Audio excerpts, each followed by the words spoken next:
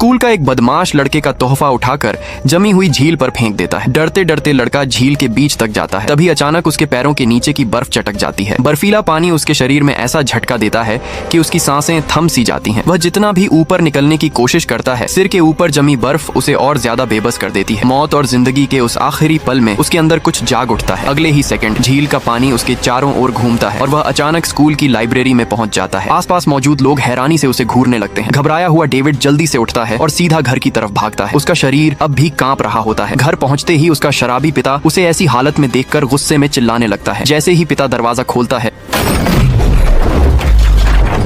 David पल भर में फिर से लाइब्रेरी में पहुंच जाता है। उसी पल उसे एहसास होता है कि उसके अंदर कोई बेहद अजीब और ताकतवर शक्ति जाग चुकी है। इसके बाद डेविड चोरी छुपे अपनी ताकत की प्रैक्टिस करने लगता है। शुरुआत में वह दूरी को कंट्रोल नहीं कर पाता, कभी ज्यादा दूर, कभी बहुत पास पहुंच जाता है, लेकिन लगातार कोशिश करते करते वह इतना सीख जाता है कि जहां उसकी नजर जाती है वहीं पहुंच सकता है। एक दिन वह मैगजीन में एम्पायर स्टेट बिल्डिंग की तस्वीर देख रहा होता है। अचानक उसे बचपन की याद आ जाती है जब उसकी माँ उसे वहां घुमाने ले गई थी, और उसी पल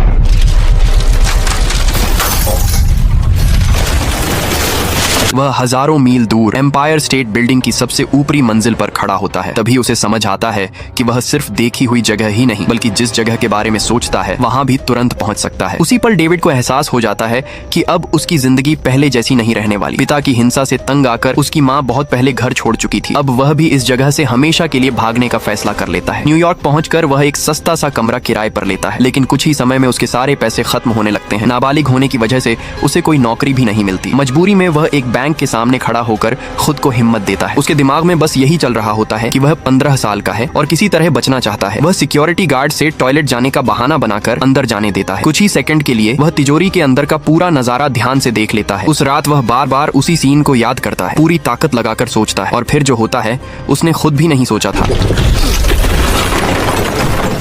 वह सच में बैंक की तिजोरी के अंदर पहुंच जाता है।